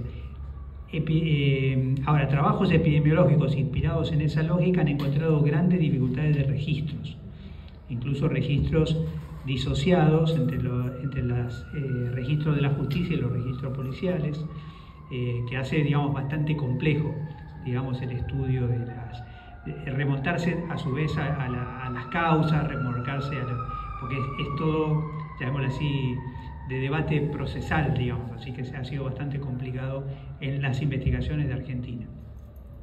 Quisiera destacar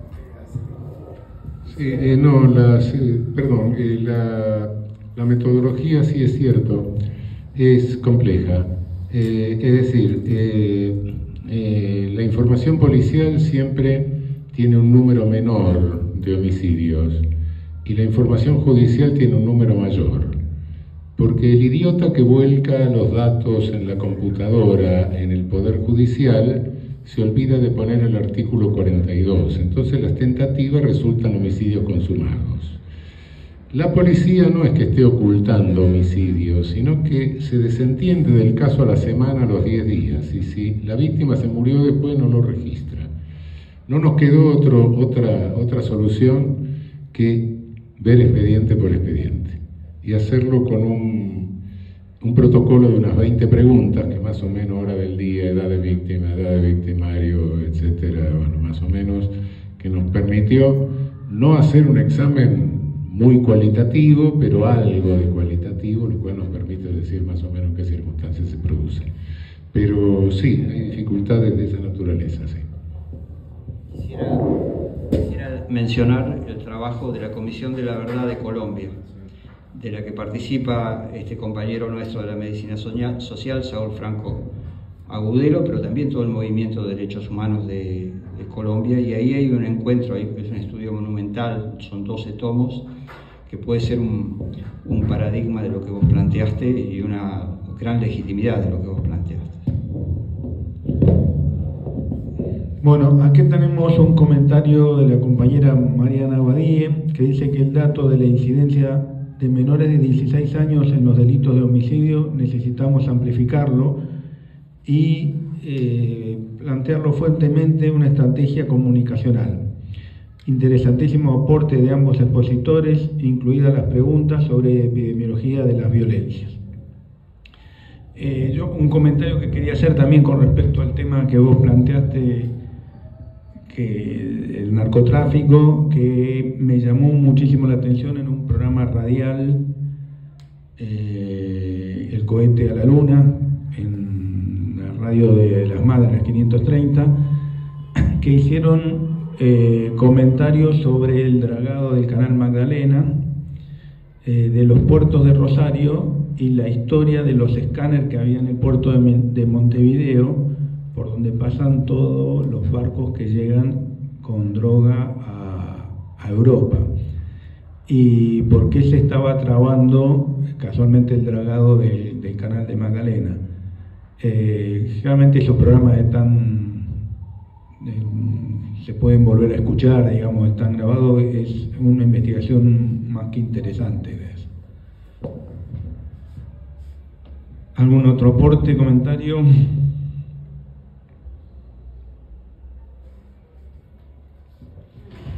Compañero Creplaco. Sí, yo quería un poco reforzar lo que decía, ¿no? La necesidad de construir, que esto no se sale, es decir, el proyecto tiene que ser construido colectivamente. Estaba escuchando un periodista hoy que hablaba de qué es lo que está predominando por lo menos en Argentina, en el mundo, es decir, los tipos que se arrogan el hecho de ser los abanderados, los líderes, son los ricos. En nuestro país, que es el tipo más rico hoy día, es Marco Galperín, ¿no? Que es un pelotudo a cuadro, digamos, tiene ciertamente... No te digas metáfora. Su capacidad intelectual, su lectura, las cosas que dice son de una elementalidad, pero se da la idea de que puede hablar porque hizo guita. Entonces, digamos, estamos en un mundo en el cual el que es exitoso, que es esto, es el que marca el camino y todo lo demás.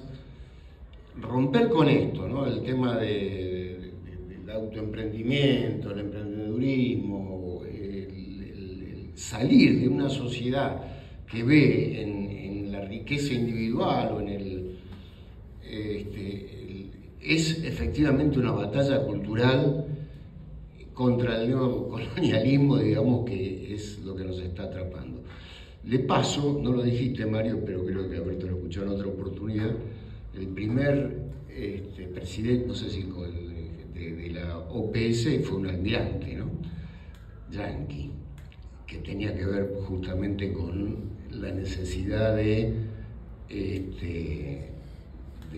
bueno, de los intereses geopolíticos de ese momento, en 1902, 1903, bueno, la construcción del canal de Panamá, todo ese tipo de historias. O sea, otra vez, ¿no? Volvemos, el tema de la salud tiene que ver con la geopolítica, el tema del neocolonialismo con lo que nos están metiendo, con lo que nos han metido, en torno a qué es lo que es el éxito y bueno, y la sociedad hacia dónde vamos, ¿no?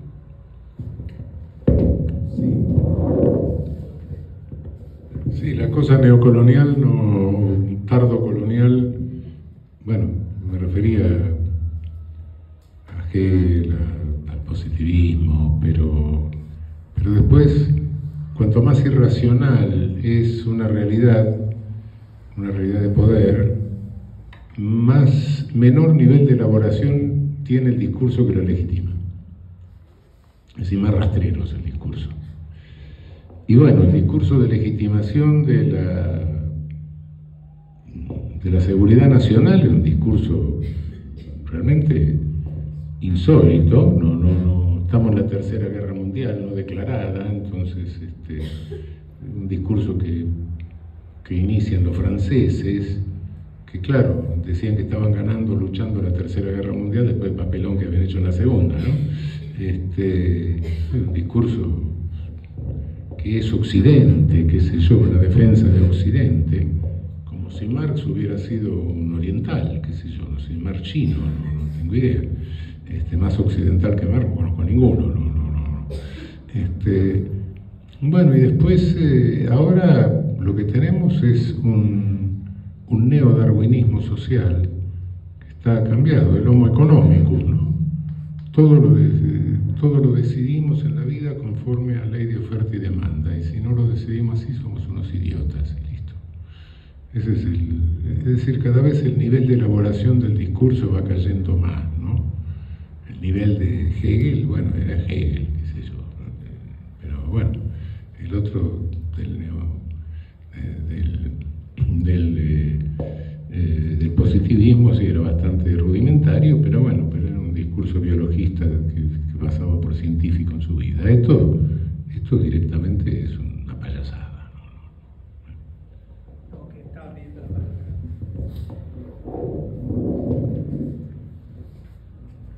palabra. Yo me acordaba un poco de Carrillo y decía si frente al hambre, a la pobreza, todo lo que estructuralmente está provocando el ajuste, la violencia armada no es una pobre causa, porque en realidad incluso la violencia armada tal vez sea una consecuencia de todo el otro proceso neoliberal, no se la puede poner en primer lugar, nada, era esa la duda. Bueno, yo quiero... Perdón. No, y muy brevemente, una en relación al tema de, bueno, efectivamente Estados Unidos manejó la Organización Panamericana de la Salud hasta 1962 aproximadamente, que es la primera vez que aparece un latinoamericano, un chileno, digamos, Horwitz, dirigiendo esa organización, o sea, de 1902 hasta 1962. Los directores, uno de los directores de la OPS hubo que esperar que se jubile porque se oponía a fusionarse con la OMS, porque decía que todos los sanitaristas europeos eran marxistas, entonces había que protegerse, digamos, de esa influencia. Hay algo que me llamó la atención sobre el tema de esto, que de alguna manera hace referencia a lo que antes planteaba, digamos, cualquier ideología a los boletos que vende, ¿no? Hay una ideología vinculada a que la riqueza otorga derechos. Se ve muy claro en el presidente actual, digamos, y a quién va a buscar, digamos, que son aquellas personas incluso que son tan hábiles que se pusieron por arriba de la ganancia de los que ya ganaban mucho, que son los que venden humo, digamos, o sea, todas las empresas digitales, digamos. Pero en relaciones internacionales hay un aspecto muy interesante que es, digamos, que inspiró una serie que se llamaba algo así como Los ricos no piden permiso, digamos, que viene de una frase original en inglés que es que es algo así como pedir permiso para ir al baño, digamos, ¿no? Entonces, cuando Estados Unidos quiere, digamos, encontrar argumentos para atacar a Irak, se encuentra con la oposición de la evidencia, o sea, que no había ninguna arma de nada. Y ahí, en ese momento, queda absolutamente manifiesto, lo que de alguna manera actuaban antes, pero ahí queda explicitado, que, digamos, los países ricos no piden permiso, o sea, y los niños ricos no piden permiso para ir al baño. Entonces, las Naciones Unidas no es para los países del G7. O sea, los países del G7 pueden usar las Naciones Unidas, pero las Naciones Unidas no tendrían el derecho de la osadía de desmentir los intereses geopolíticos del G7. Por supuesto, el G7 es una forma, es 1 más 6, ¿no? Pero uno sabe, digamos, entonces, y cuando se habla de países niños y de países adultos, lo definen por el PBI. Por eso, digamos, están tan preocupados por China, pues no vaya a ser que se transforme en un país adulto, digamos, en la lógica de ellos, ¿no? Así que efectivamente esa ideología, digamos, o sea, se repite casi lo que había planteado Eugenio antes con respecto a una ideología que vende boletos. La riqueza da derechos, digamos, los ricos no piden permiso.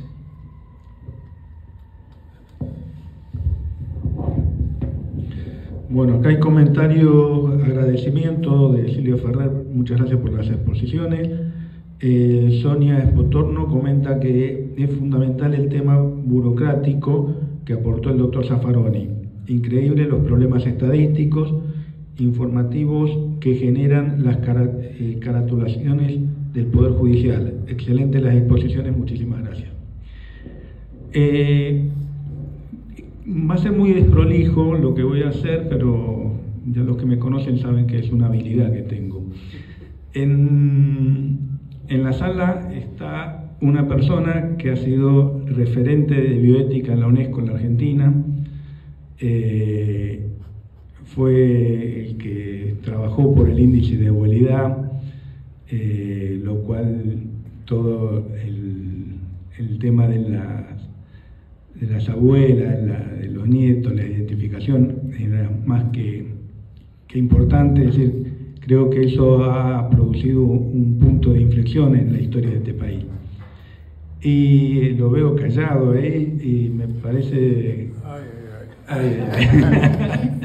me parece que me gustaría escuchar tu opinión, Víctor Peñasabe, uno de mis héroes. Bueno, primero saludo a todos, a los expositores, al coordinador. Yo aprendí mucho acá con las exposiciones tanto de Mario como de Eugenio, y me ha hecho pensar mucho. Yo, sobre todo, me reverbero mucho con el tema del reduccionismo biológico que plantea Eugenio como un motor y un modelo explicativo de la opresión, de la opresión que en última instancia es de clase, aunque también de color y de historia y de lo que más. Y quiero simplemente reivindicar un poco la necesidad de que la ciencia, sobre todo la que practico yo, que tiene que ver con la genética, tome otro derrotero que el que está impregnando a la sociedad actualmente. Porque en realidad, si uno se pone a ver el desarrollo de la tecnología o de la tecnociencia médica de los últimos 20, 30 años, es para espantarnos, porque están transformando a los seres humanos en robots, en realidad.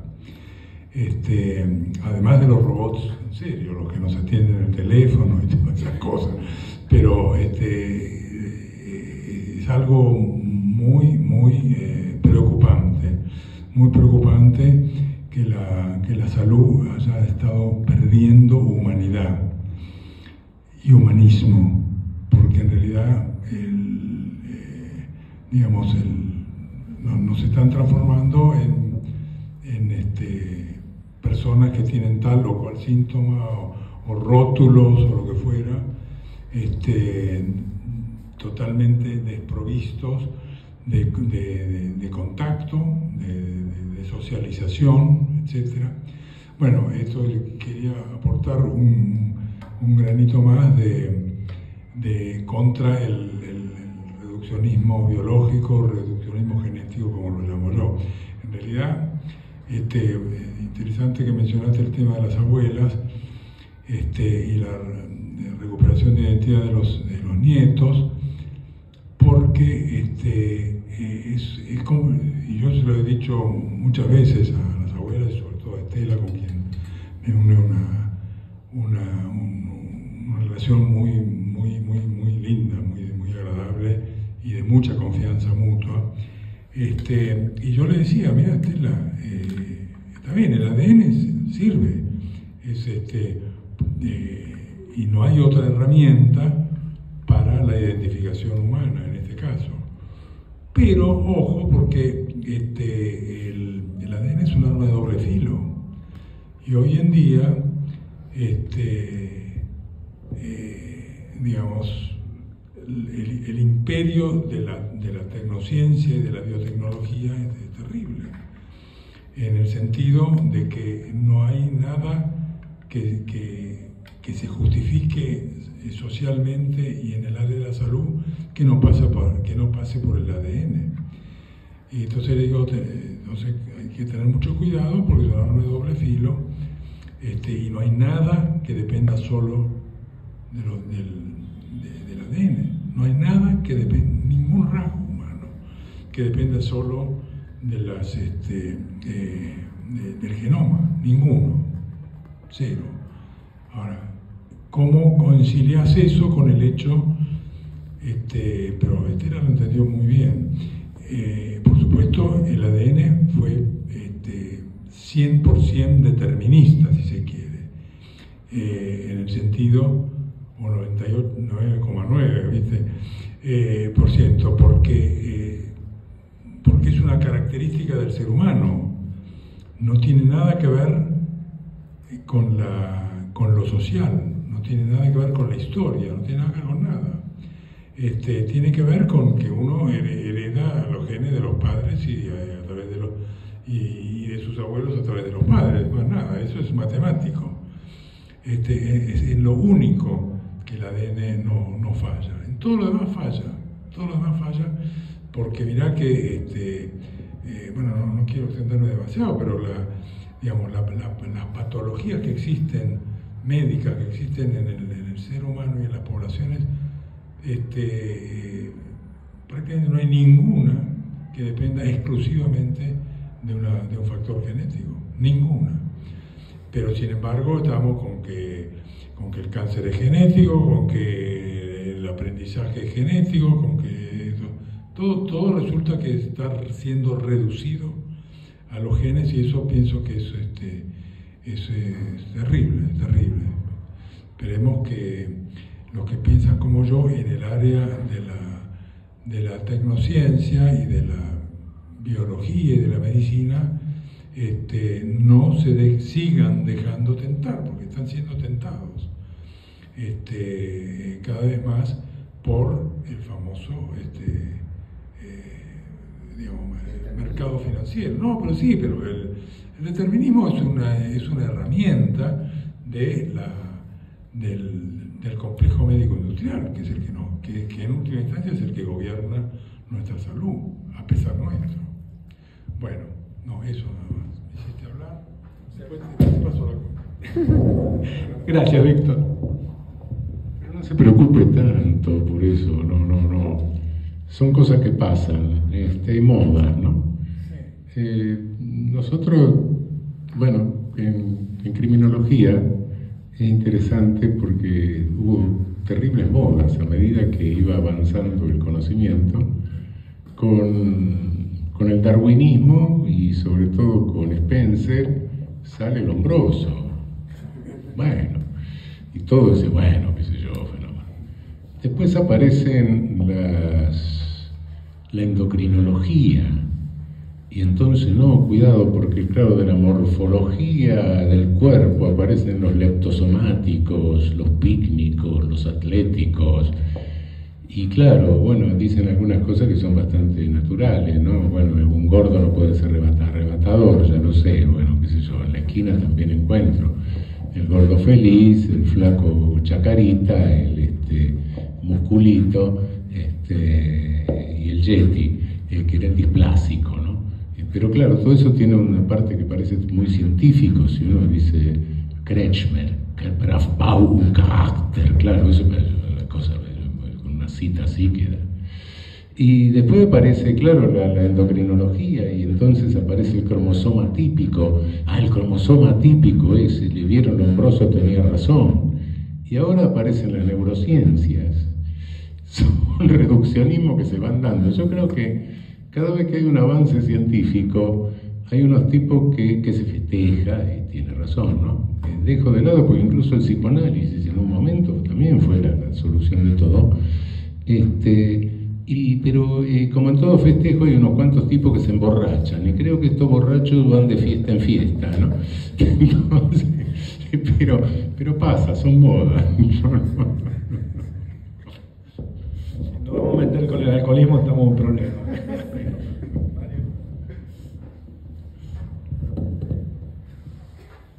No, a mí la verdad que lo que me parece es que es sobre el final, en un momento dado, me parece que Eugenio habló y no sería, quizá no nos seríamos totalmente conformes, digamos, sino entreviéramos un poco el tema de, no solamente el tema del futuro inmediato, sino también de lo que uno puede hacer para que ocurra.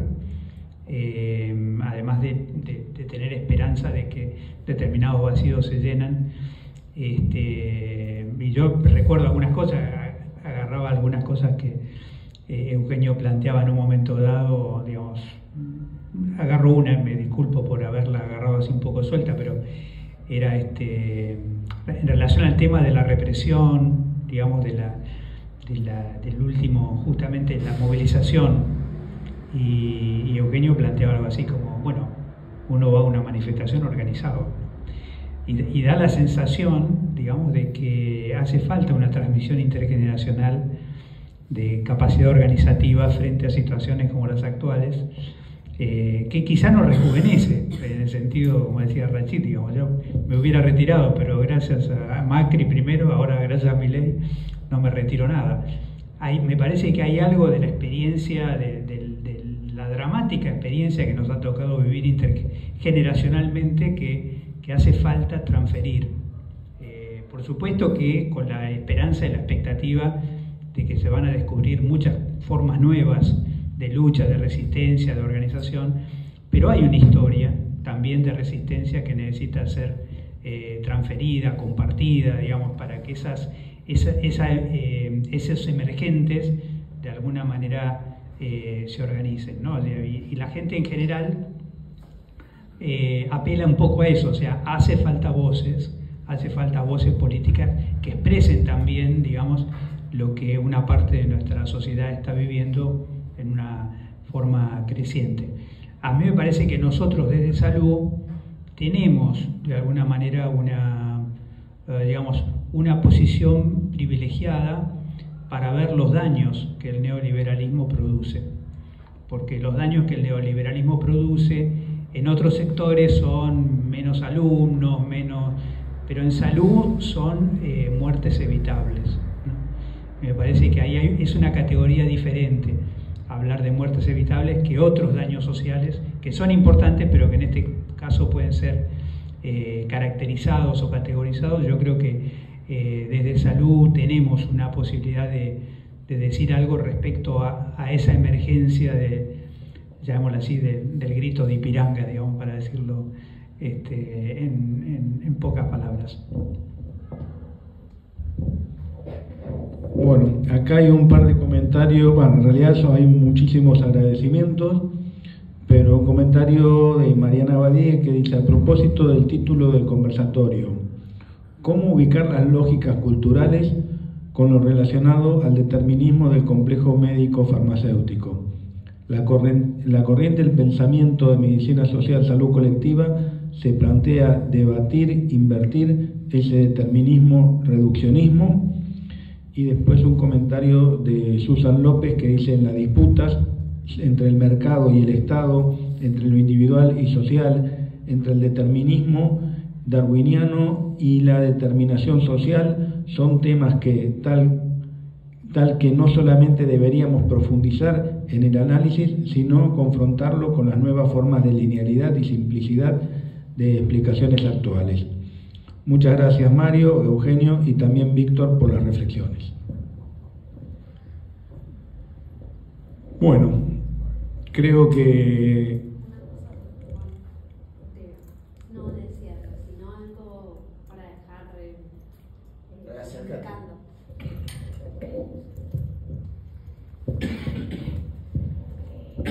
No, quería aprovechar y agradecer la presencia de los expositores y comunicar a los presentes y a aquellos que están todavía conectados que desde Alames, Argentina, estamos iniciando una investigación a que puedan formar parte de esta investigación que estamos llevando adelante, participando, completando el formulario que oportunamente se le estará llegando por su correo electrónico. Nada, simplemente eso. ¿De qué se trata la investigación? ¿Querés contar? La investigación trata de lo siguiente: a partir de una inquietud de uno de los conversatorios que hemos tenido con el doctor Escudero, nos llevamos una serie de preguntas, de iniciativas para empezar a indagar sobre el impacto que tienen las políticas públicas de la gestión actual de gobierno sobre la salud de la población y específicamente la salud materno-infantil. Asimismo, indagando sobre el impacto de las políticas públicas de otras gestiones. La idea que esta investigación se desarrolla en todo el país, por eso entendemos que muchos de los que están conectados virtualmente lo hicieron desde cada uno de sus territorios y comunicar que esto lo estamos organizando desde Alames. Gracias. Bueno, el agradecimiento en particular a los dos expositores, Mario y el gran drama Raúl Eugenio Raúl, pero siempre veo que te lo van cambiando y responde siempre. Raúl, pero siempre responde, eso es lo importante. Bueno, y el agradecimiento a todos los que participaron en forma virtual y sobre todo en forma presencial. Muchísimas gracias y bueno, hasta el próximo encuentro de Alames. Muchas gracias.